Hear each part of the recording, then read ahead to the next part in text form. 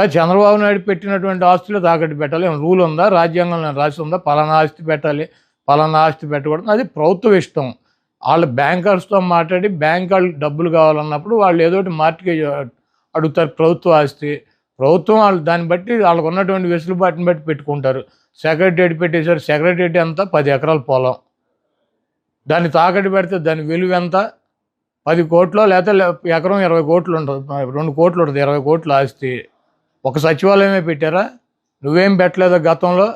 ఈ చంద్రబాబు నాయుడు అనేవాడు ఒక చిల్లర రాజకీయ నాయకుడు. ఆయన చేస్తే సంసారం, పక్కన వాళ్ళు చేస్తే వ్యభిచారం అని చెబుతాడు. కాబట్టి ఇటువంటి చంద్రబాబు లాంటి 420 మాటలు ప్రజలు పెద్ద పట్టించుకునే పరిస్థితులు లేరు. చంద్రబాబు నాయుడుకి అభ్యర్థులు ప్రకటించుకునేటువంటి పరిస్థితి లేదు. చంద్రబాబు నాయుడు అలయన్స్లో పక్కన వాళ్ళని నమ్మించేటువంటి పరిస్థితి లేదు. ఆ ఓట్ బ్యాంకు ట్రాన్స్ఫర్ అయ్యేటువంటి పరిస్థితి లేదు. నేను ఒకటే అడుగుతున్నా, చంద్రబాబుని సమాధానం చెప్పమానండి.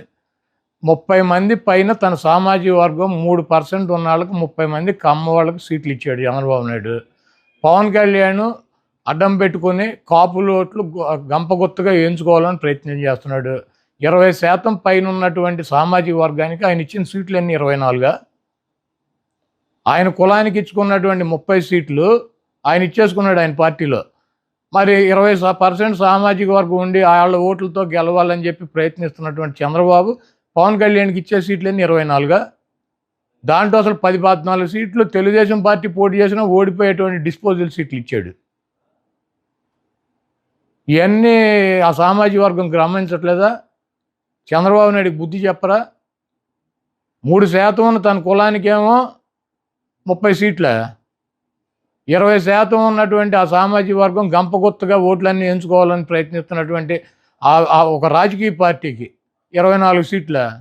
ఇవ్వటానికి ఈయనకన్నా సిగ్గు ఉండాలి, తీసుకోవటానికి ఆయనకన్నా ఉండాలి. వీళ్ళిద్దరికి వెళ్ళినప్పుడు ఓటు వేయటానికి సిద్ధంగా ఉంటారా? ఈ ఓటు ట్రాన్స్ఫర్ అవుద్దా, ఆ ఓటు ట్రాన్స్ఫర్ అవుద్దా? మేమిద్దరం కలిసాము, మీ ఇద్దరు కలిస్తే జనసేన పెట్టింది రాజ్యాధికారం కోసం అని చెప్పాడు పవన్ కళ్యాణ్ గారు. ఎప్పుడు కమ్మారెడ్డి వాళ్ళైనా అధికారంలో ఉండేది, ఎస్సీ ఎస్టీ బీసీ మైనార్టీ కాపులకి రాజ్యాధికారం తీసుకొస్తమే నా లక్ష్యం అని చెప్పాడు. ఆ లక్ష్యం అని చెప్పి ఆయన పార్టీ పెడితే ఆ సామాజిక వర్గం కొన్ని వర్గాలు పవన్ కళ్యాణ్ వెనకాల తిరుగుతున్నారు. తిరుగుతూ ఇప్పుడు ఏం చెబుతాడు? వచ్చి 24 సీట్లు తీసుకుని నేను ఆ 24 సీట్లు తీసుకోవటం ఎక్కువ, నాకు బలం లేదు, మా వాళ్ళు ఎవరో భోజనాలు పెట్టరు, ఎలక్షన్లో పోటీ చేస్తే భోజనాలు పెట్టరా? 20% సామాజిక వర్గం ఉన్నాళ్ళు ఏ నియోజకవర్గం తీసుకుంటాడు? తీసుకోమనండి, 2 లక్షల మందికి భోజనాలు పెడతారు వాళ్ళు. ఇవన్నీ పిచ్చి మాటలు. చంద్రబాబు నాయుడు ఈ రాష్ట్రానికి వెన్నుపోటుకి బ్రాండ్ అంబాసిడర్లు ఎవరో? ఈ రాష్ట్రంలో వెన్నుపోటు అనగానే ఇద్దరు గుర్తొస్తారు. ఒకడు చంద్రబాబు నాయుడు, 2 నాదెండ్ల. పవన్ కళ్యాణ్కి అటు ఒకటి ఇటు ఒకటి ఎవడుంటాడు?